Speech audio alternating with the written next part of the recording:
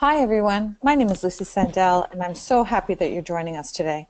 I'm delighted to welcome you to our webinar entitled Balance is Bogus, Integrating Life and Work. A link to the recording will be shared with all registrants. Our presenter today is Tony Mayo. After graduating from the college in 1977, Tony Mayo earned an MBA from Chicago Booth at age 21 and sold his first company just 3 years later. Since then, he's run several companies, published 2 books, and crashed 1 airplane. He became an executive coach decades ago when most people thought a coach wore a whistle and yelled from the sidelines. Clients say he has the unique ability to bring out the best in business owners and a gift for illustrating his point with stories and real-world examples. Tony's webinar earlier this year was very well received, so I'm very happy to have him back today to talk with us about the myth of career-life balance. Please welcome today's presenter, Tony Mayo. Thank you, Lucy. I'm very pleased to be here, and I hope you'll be pleased that you were here 45 minutes or an hour from now. I chose an intentionally provocative title, and I'd like to start out by finding out just what it provoked. This is a live webinar. That's why I want to start with some video of me. And that, in fact, I'm very proud of my University of Chicago tie. I don't have a lot of opportunities to bring that out, but I couldn't think of a better occasion than this one. What I'd like to ask you is, what brought you here today? What is it that motivated you to schedule some time, get in front of your computer, and talk about balance and life-work integration? You have a chat window that you can type in a question. And Lucy will be reading those over and feeding some back to me. But the idea is perhaps describe what's a good outcome from being here today. Think ahead an hour. And if you're happy you were here, what did you find out, learn, or do that makes it a good outcome? Whoops. I hit the wrong key. There's an end button, it turns out. Another way of looking at it is, what is it you're trying to fix? So however you want to put it, what you're looking for, what you've had trouble with in the past, maybe your biggest frustration. Just type that into the chat window, and that will help me direct exactly what I talk about as we go along. I'll also be asking questions and looking for feedback throughout the hour, so this can be as tailored as possible to you. This isn't broadcast. This can be a conversation. So I need to hear from you what's on your mind, what you've tried, what you'd like to have go differently, and I'll bring my experience to bear as best I can to help you with that. Lucy, are we getting any questions, any topics that we can We are. respond to? Give us an idea of what they'd like to have happen. Well, one person wrote, because work has taken over my life. Another person wrote, interested in learning how other people balance priorities. Yet another said, I feel there's no brain time to do anything outside of work anymore. And I'm here today because I have learned that there's no such thing as work-life balance. We can agree on that. My desired outcomes include how to manage life and work more efficiently and how to navigate back and forth between the two without burning out. Burning out, yeah. Well, I had some of the same concerns. I bump up against it myself. In this webinar is certainly brought a lot of that up. There's nothing like a deadline to force you to make some choices or to see what has to be given up or balanced or integrated. I mean, I faced a lot of questions of, should I skip a workout to spend a little more time on preparing for this? How important is that family engagement that's been set in advance? What about just walking into the kitchen ad hoc, finding out what people are up to, relaxing a little bit, taking some time away? Should I get up at 4 a.m. to make sure all my preparation is complete and give up some sleep? All these questions pop up, I think, for many of us in today's culture. It's not at all unusual. So you seem to be coming here with the same concerns that I intend to address, And that's because it's the concerns I hear very frequently, and I even hear them inside my head. It's part of our life today. But, you know, it wasn't always that way. I mean, I was curious as I prepared, when exactly did this life balance thing become, as we now say, a thing? Well, Google has this wonderful free tool. I'm sure a lot of the intellectuals and scholars that are on this call have come across it already. It's called the Ngram. See, Google has scanned in most of the books in English and other widely used languages.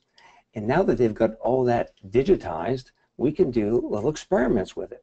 So I typed in life balance and asked it, how often has that popped up in books over the last couple hundred years? Well, it hasn't until pretty recently. So I cut the graph down to just 1960 to 2008, which is the most recent one they have. And it's a pretty dramatic curve, isn't it?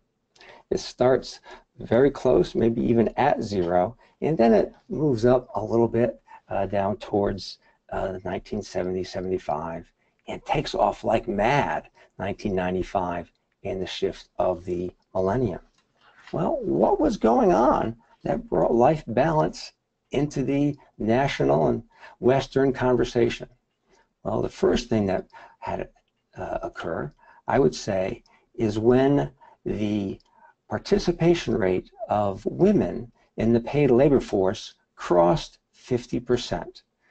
Back what was once called the women's lib, had a lot of women leaving their more traditional domestic roles and entering the workforce. And that really took off in the late 70s, right about the time we saw the change in the interest in work-life balance. You see, up until World War II, people didn't talk about balance. They talked about survival. It was a continual struggle just to get enough to eat and find shelter, particularly in the 30s, running up to the war, and then there was the war itself, which was very much about survival. Post-World War II, in this period of prosperity, we went into a role that was pretty unusual in human history, but we sometimes think of it as the traditional family, where Ozzie and Harriet and the Cleavers lived in a very specific way, where the mother was at home taking care of the children and the food, and the dad went out to earn the money. This actually lasted only about 25 or 30 years, yet we tend to think of it as the model, as the way life used to be. It really was just for a very brief time before that. In farming, everyone worked, children, wives, and husbands. But then we came up with this role, and there's a lot of anxiety and disappointment about how difficult it can be to live in what we, for some reason, maybe just because of these TV shows, decided was the right way life ought to go. But that changed a lot in the 70s for a variety of reasons. And then some other things began to come on to push this Ngram. You know, it was the novelty of women in the workplace was such that we had some comedic films about it in the 80s. Hollywood was catching up with this change in the culture. But there was more than just women entering the workforce that caused this sharp upturn. That's just what caused the 1975-1980 use of the term life balance, because, of course, women entered the workforce, but they didn't stop doing all the other things they'd been doing in the Ozzie and Harriet era. So they had to start wondering how to balance it all. But then it got worse. The internet came along. Along about 2000, most people began to use the internet. And how did we use it? Well, we had the CrackBerry that came along in 1999. Most people were using the internet at home, even if it was a noisy, slow dial-up connection. And then the big takeoff in work-life balance was the smartphone, which just celebrated its 10th anniversary. This way, we could be tethered to work and do work wherever and whenever. And along with the 24-hour news cycle, we all entered a 24-hour work cycle.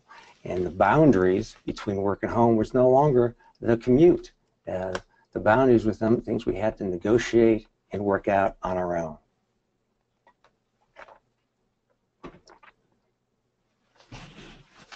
So this is when the term work-life balance really began coming to use. We thought, we want all these things. We want the expression that comes with being at work. We want the money that comes from being at work. And yet, we want to have that family life. Interestingly, in those years, as both fathers and mothers were in the workforce more, both males and females began spending more time on child care than they had before. Women still do much more than the men, but the hours per week that men devote has been going up, and with women as well over the last 20 or 30 years. So we've got more work, more to do at home, and the feeling that other people may be doing it better, maybe having it all is another phrase we should plug into the engram at some point. Any questions, concerns, other goals for today's webinar that may have come up from what I just presented there, the short history of how life balance became a thing? Lucy, what are we hearing? Sure. Someone wrote, my way of getting ahead at work is to work longer than everybody else. Now that I have a family, this method just won't work for me. Mm-hmm. Another person wrote, integrate life to work or work to life. How can life and work coexist? That's a very interesting way of putting it. Which one do you fit in? Do you fit the rest of your life into your work goals, or do you find a way that work fits into your life? I think we'll get some illumination on that and some suggestions today. What else? Any themes emerging? Any or eccentric points of view on this? Yeah. Another alumna wrote, I have worked in several extremely dysfunctional firms, example, unethical behavior, sexual harassment, etc., and would like to find a healthier work environment. What would you recommend? A healthier work environment. Well, I'm going to I believe, give you some clues on the criteria for doing that, if not necessarily the answer. In fact, my intention for the webinar entirely is not so much to give tips and techniques, and certainly not coming down off the mountaintop with the divinely engraved tablets. But we are going to go through a process that I think will help you explore and discover some things about yourself that will help you make choices that are more satisfying. Great. And one last one, desired outcome, feeling that I have permission not to work. Yeah, that is a big one, isn't it? I've heard varieties of that before. And that's not just permission of whether to have a career or to stay at home, but it is permission when to stop work. I mean, have I done enough? Have I done enough at home to get to work? Have I done enough work to put the smartphone away and pay attention to another aspect of my life?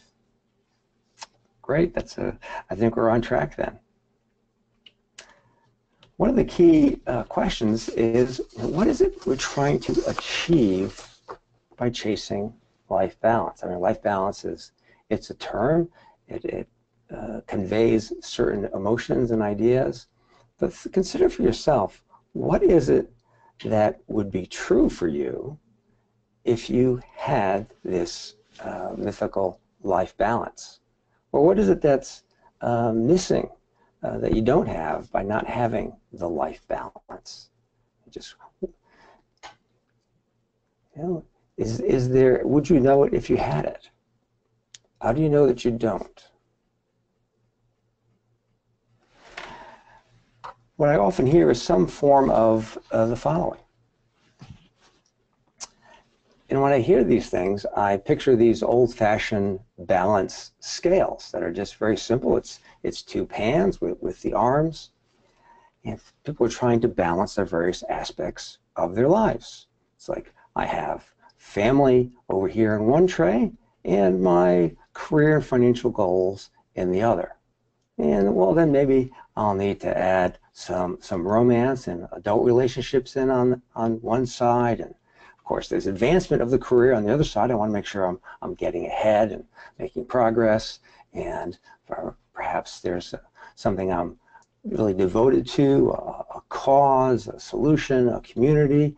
I want to make sure I get that into one of the trays, but I can gotta leave time for exercise and health. And do you see what the problem is, the built-in barrier, even impossibility, about looking at balance as a way to make our lives work? The issue is, in order to use this sort of balance scale, we have to cut things into bits and put some bits here and determine their value, their mass, put a few more bits over there. But that's not the way our life is it? I mean, you're one person. You want it all to be in one package because you are in one package. Sometimes people talk about needing to being pulled in different directions or being ripped apart or having compartmentalized things. Those are all complaints. That's not really what we want. We want to have something that has more integrity. And I like that word integrity because it has such a powerful fundamental meaning. It's often used these days as a synonym for honesty or being reputable, but that's more of a byproduct of integrity. Integrity is from the same root as the word integer. And if I asked you what an integer was, I'm sure a lot of you would quickly remember from high school that the answer is an integer is a whole number. And that's what we want. We want to be whole, complete, and healthy. In fact, whole and healthy come from the same root words. You know, when we have integrity and the pieces work together, those imaginary metaphorical pieces of our lives are all working together the way they should, the way in a machine every gear and lever fits and moves and operates the way it ought to, the whole mechanism operates with integrity. So we want to integrate all these different parts of our lives so that we can be healthy and feel whole. Well, if we're just one person, and I shouldn't say just, if we are a complete, whole, and healthy person, that implies to me that there should be some unifying purpose, something that we're using everything for, that all the actions, whether they're at the office, in the community, at home, intellectually, they have something in common besides being embodied in the same person. So what is that? What is it for? What is your life for? My thesis for today is the more clarity we have about our purpose, the easier it is to operate with integrity so that everything can come from that one purpose. See, we don't want to divide things up so that we're one way at work, another way at home, one way in our hearts, another way in our public demeanor. We want to have integrity and feel like we're being ourselves wherever we are, whatever we're up to. But to do that, we need to get some clarity about our own purpose. One reason for that may be obvious, that if you want to be the same and have integrity everywhere, well, it helps to have that target. But the other aspect is we live in an era when many of the most intelligent, creative, well-financed people on earth are trying to get us to use parts of our lives for their purposes, to buy their product, to engage in their experience, to work their plan. So if we're not very clear in continually reminding ourselves of what we want to use our own lives for, there are plenty of people eagerly, actively, persuasively trying to use our lives for their purposes. And it's just so easy to slide into that if we don't have clarity about what we're up to ourselves. So consider that question yourself. I mean, what is it for? What is the core purpose and goal of your own life? Now, there are a few ways to go about that. You know, One is, and I'd like you to type some of this into the chat window, is if you could choose one value that everyone would act upon more often, what would you choose? Let's hear some of those answers.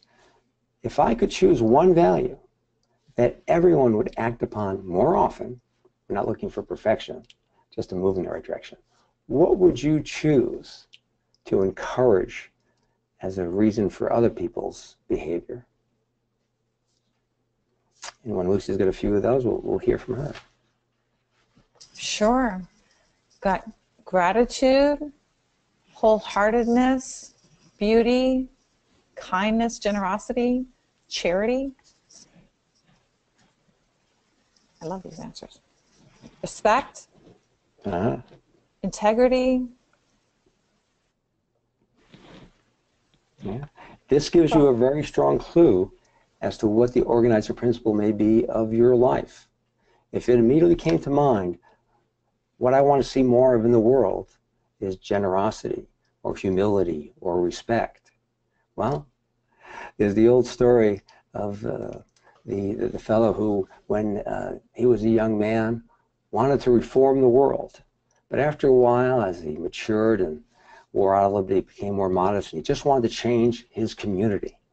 And after hammering away at that for a while, I said, well, maybe I can have a family that functions well, that respects the proper values.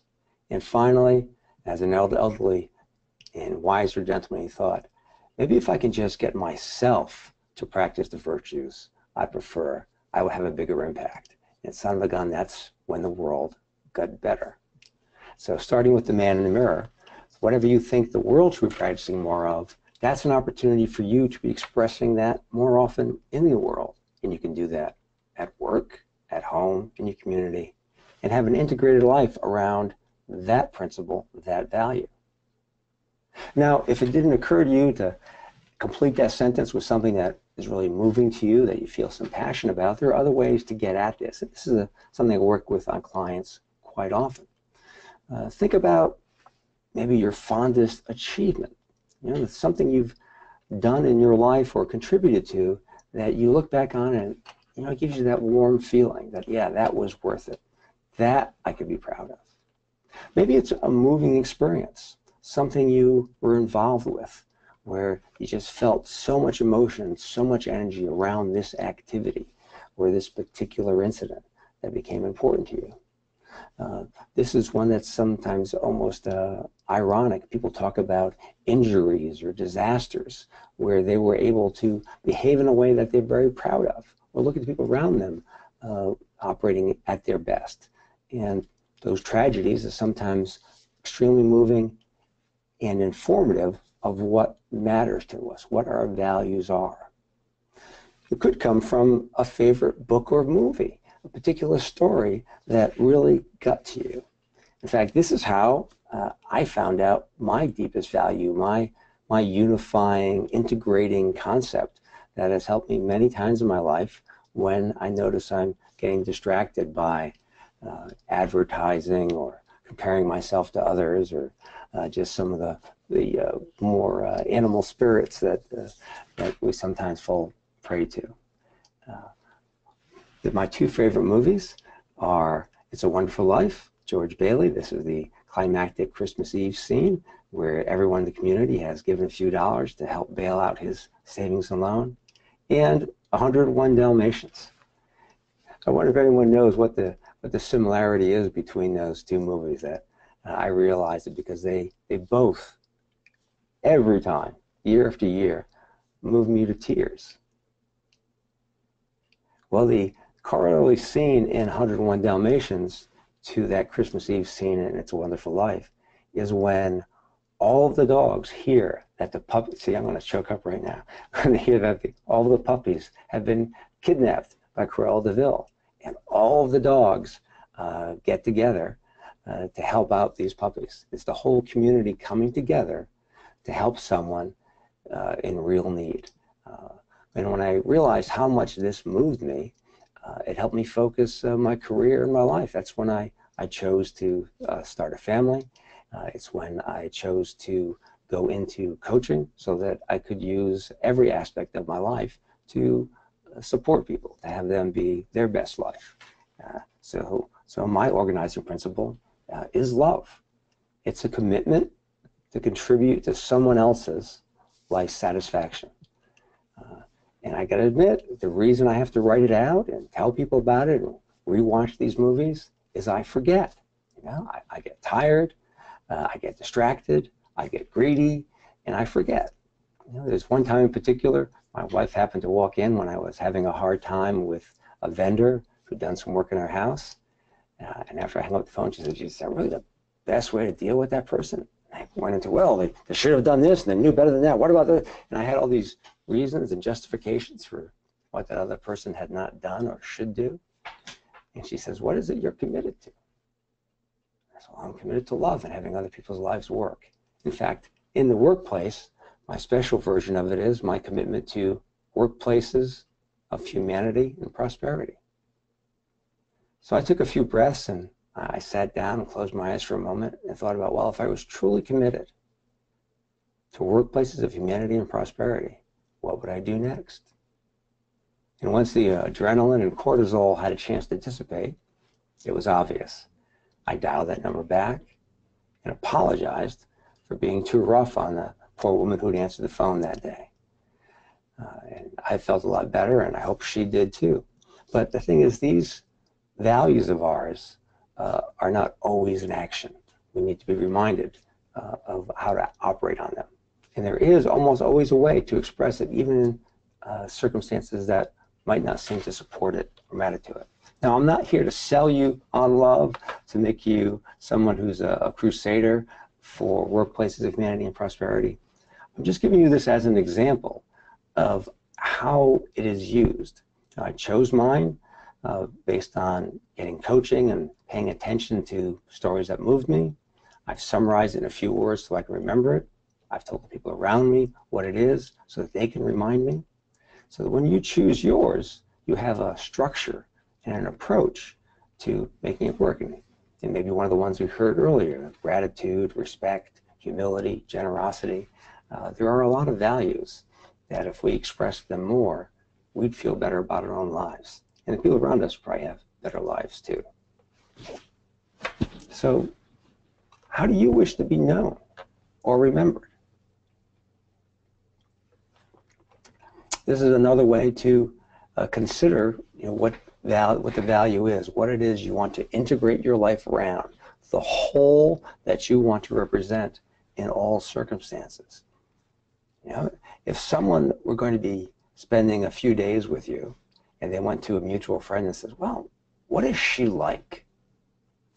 What would you want them to say about you? Or the classic exercise of writing your own eulogy. What is it when it's all said and done you would want people to remember about you?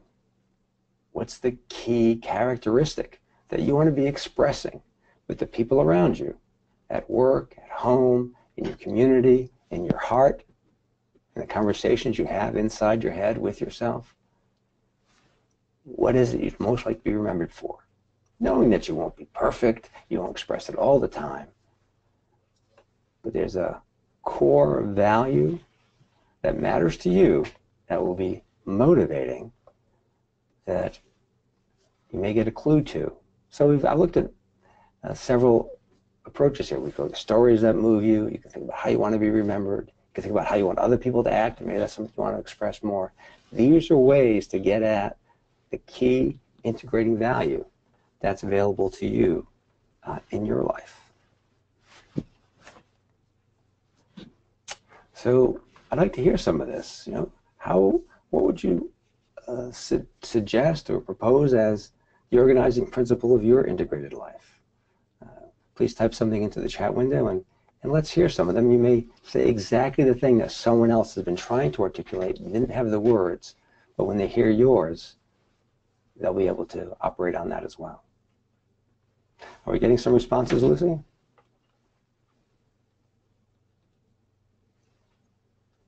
Yep, responses are coming in. Good. Someone said a problem solver. Another person wrote person who can have impact on other people's lives, a loyal and dedicated friend to many.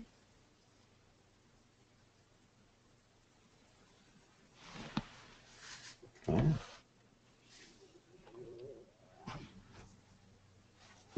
Here's the way famous playwright George Bernard Shaw put it. This is the one true joy in life, the being used for a purpose recognized by yourself as a mighty one. The being thoroughly worn out before you're thrown on the scrap heap.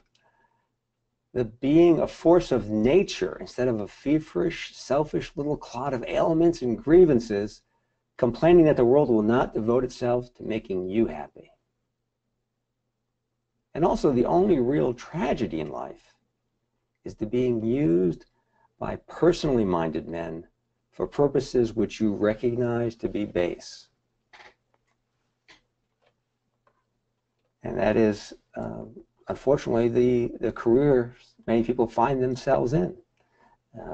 They have no affinity for the purpose of that business, for the work they do day to day, for the impact they have.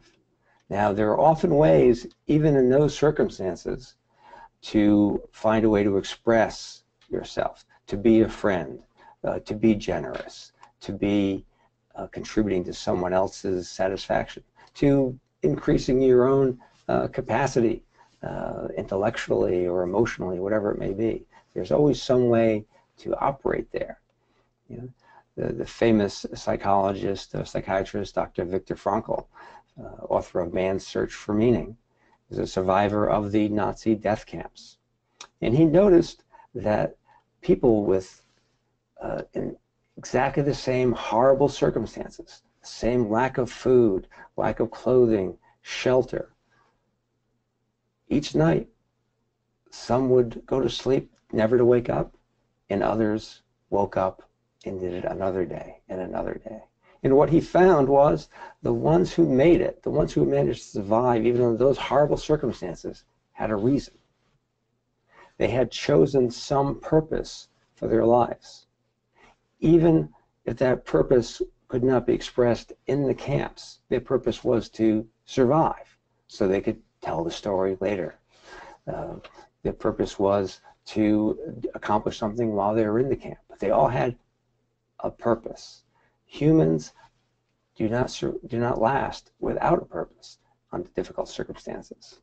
So even if people in the death camps of the Nazis could find some way to focus on their purpose and make it through, even at a job that you find pointless, boring, cruel, there's maybe some way for you to search for and to express the meaning that you're choosing.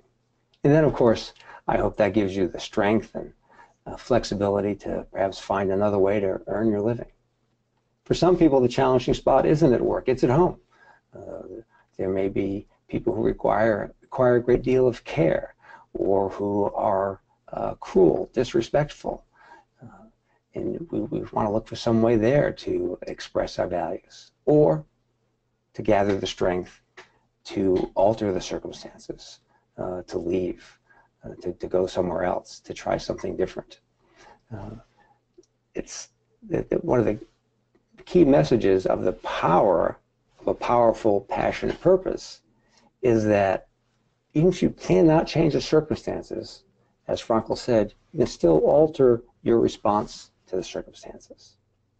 And as you alter your response to circumstances, you often find new abilities, new opportunities to change those circumstances.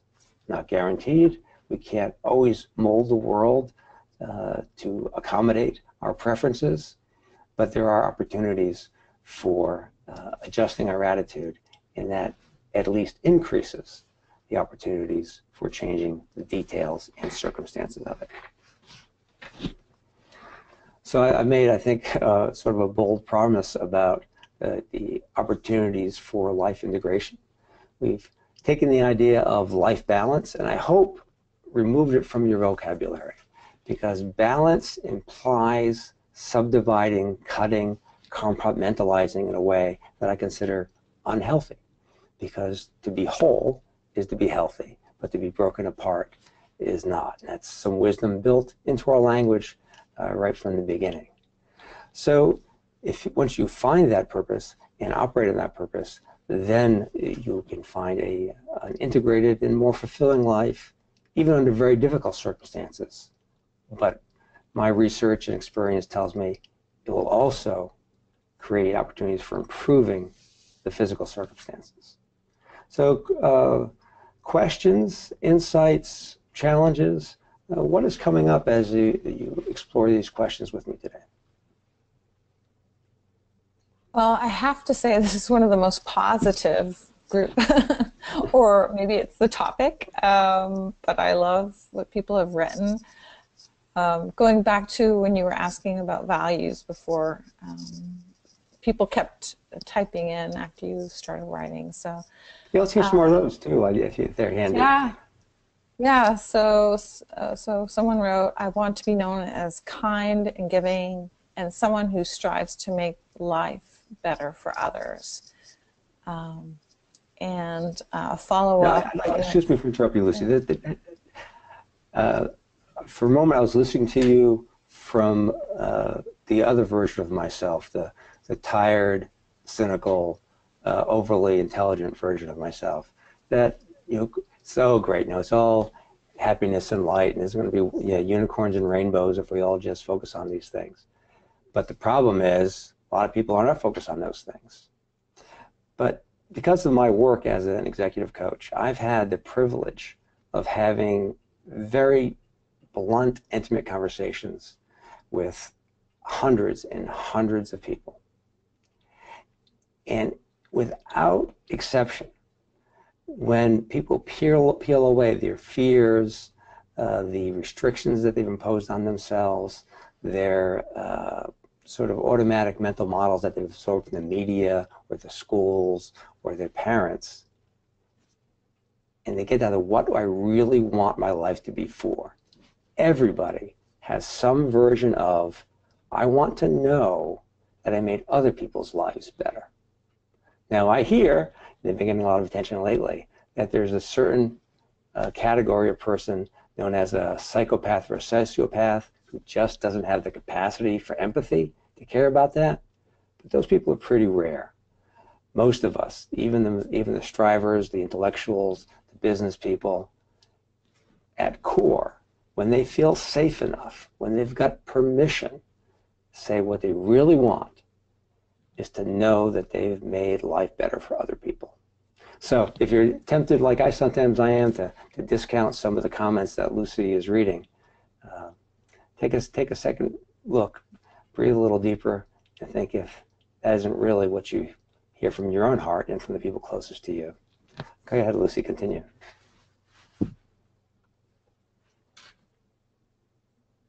Sorry, I was on mute. Another person wrote, "I believe my value is being wise, having wisdom. Do you, Mr. Mayo, recommend having more than one value?" Sure. Values, there's no limit on it. I emphasized one so that you have something handy. It could be a phrase or a word. It could be a list. The triplets and trinities are very popular for this. The point is so that it's handy, so that when you're distracted, when you're tired, when you're stressed, you can pull it out and have it available to you. And certainly there are lots of candidate virtues and values to be operating from. But I encourage you to try to find what's at the core of it, what they have in common, so that you have that available. Also, to be a bit cautious about ones that are strictly internal. So some people may want to be intellectual, they may want to be wise, but always look for how it's going to be expressed. What is the action that's going to be taken? Because if it's strictly internal, ultimately that's not going to be satisfying because it doesn't happen out in the world. There's a quick thought experiment that can get to this.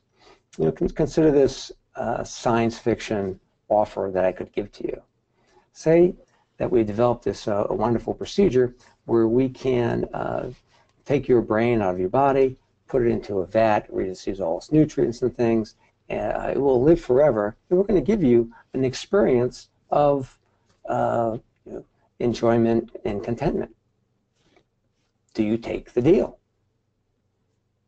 Your consciousness survives in a vat with chemically, electrically induced feelings of contentment, happiness. Now, many people might initially say, well, that sounds pretty good compared to the day I've had. When you consider it a little bit more, almost everyone quickly says, no, I don't want that deal. I don't want to be a brain in a vat. And the follow-up question is, why not? What's missing? You say, well, there's nothing happening. There's nothing going on. It's okay, well, you're right. We will have incidents, and you can have heroic incidents, chemically and electrically induced. You can have all kinds of things. You could be a famous surgeon saving lives. You could invent marvelous machines. Well, that's all. You just pick it from this menu. We'll feed it in. Do you take that deal? When you consider this for a little bit, I'm sure some of you are busting with the answer right now.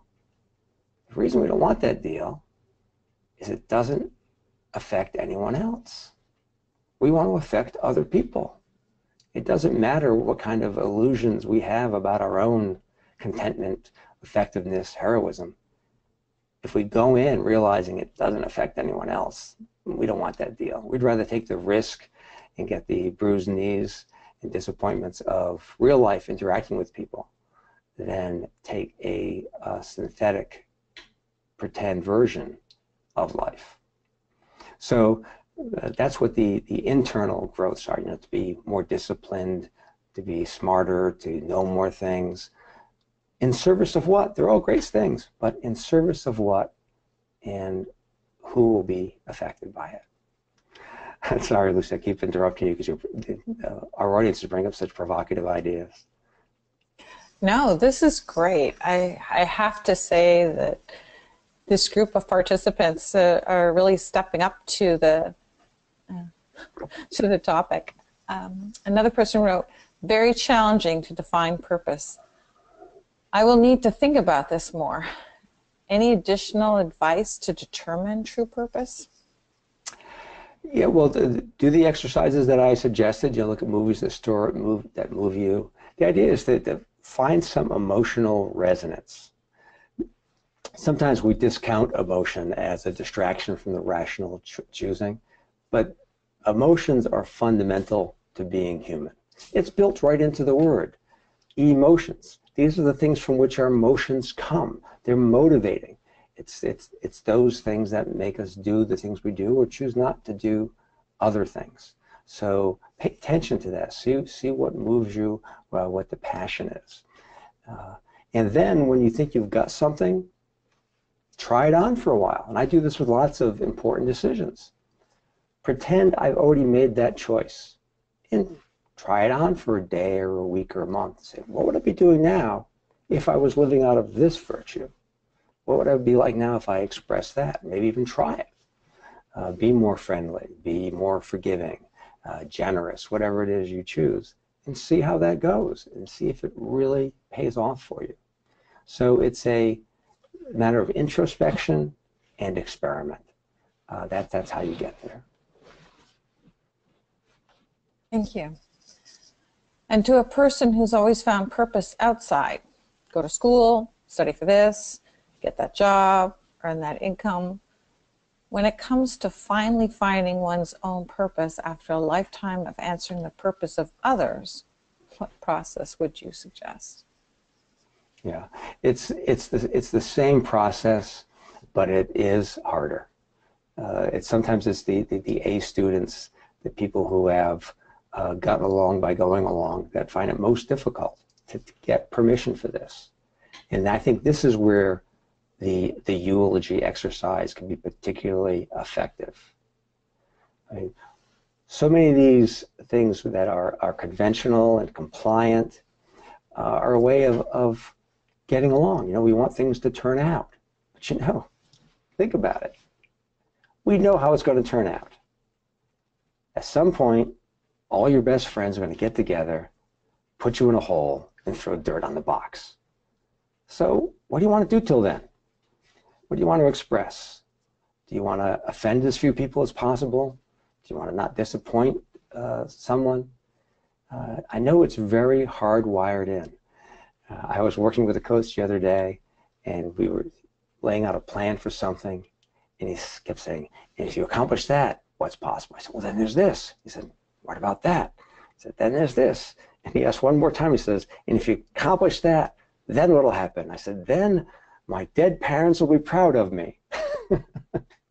A lot of us have that built in at some point. We have all these people that we've allowed to set the standard for our own success. But we have to notice sometimes that that's completely absurd. My parents will never know what I do tomorrow or what I'll get done in the next year or so. And sometimes that becomes my standard without even realizing it. And I have to step back and say, well, now, what have I chosen? What have I designed and experimented with instead of just being automatic? Meditation and time alone or doing something different, something challenging, taking on a hobby that uses more of our bodies or our minds. All these can be ways of breaking down the established way of going.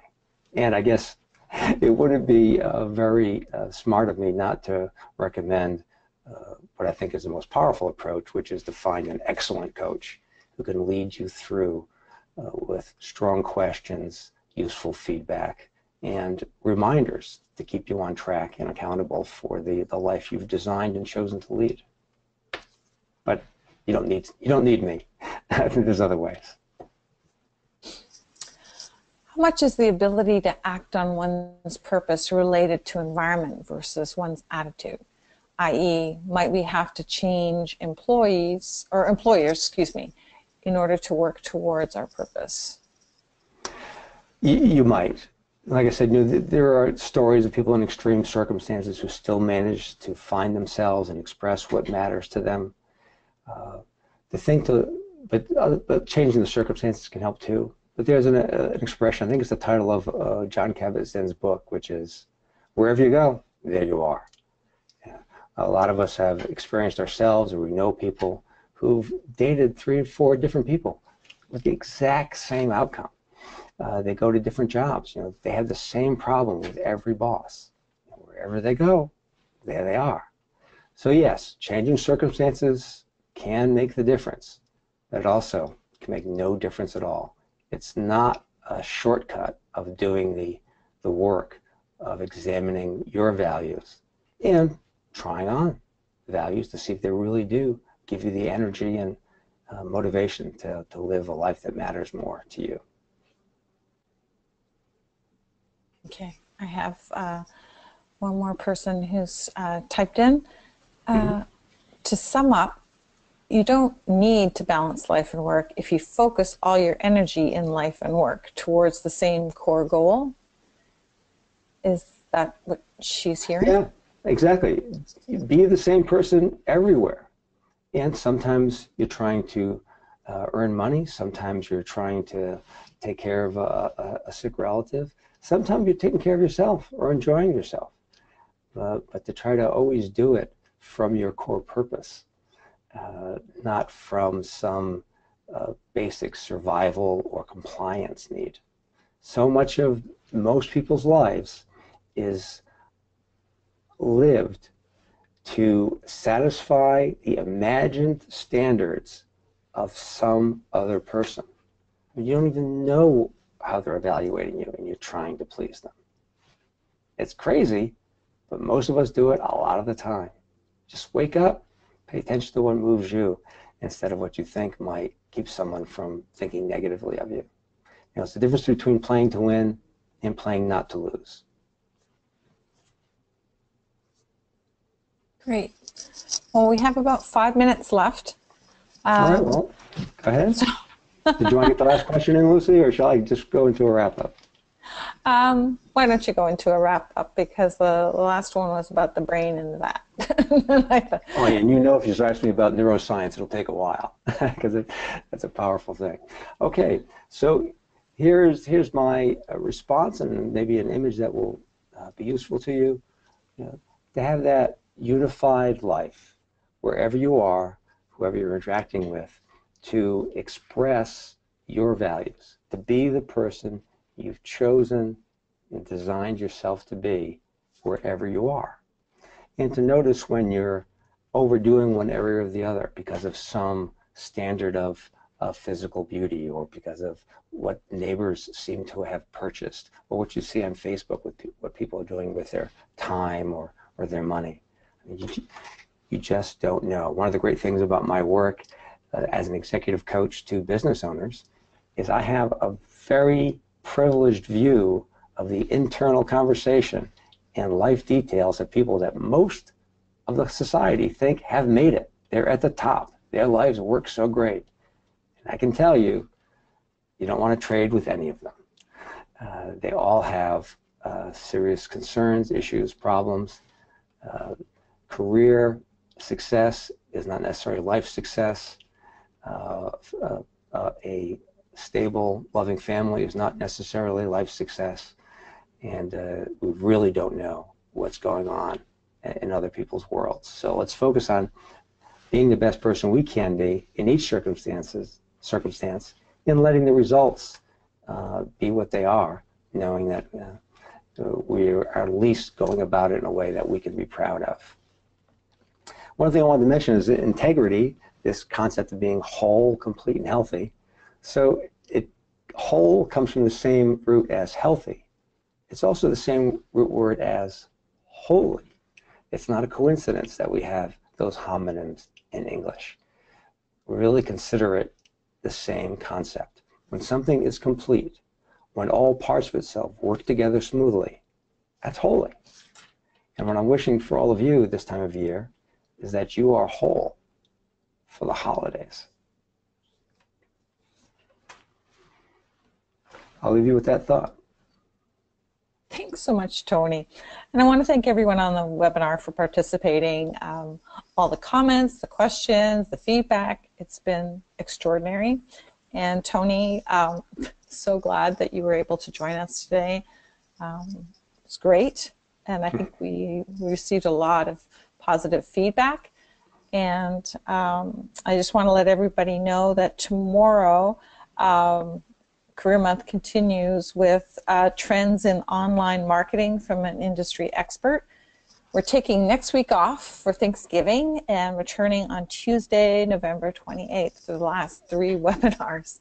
But thank you, Tony. I really enjoyed it, and I know everybody got a lot out of your presentation.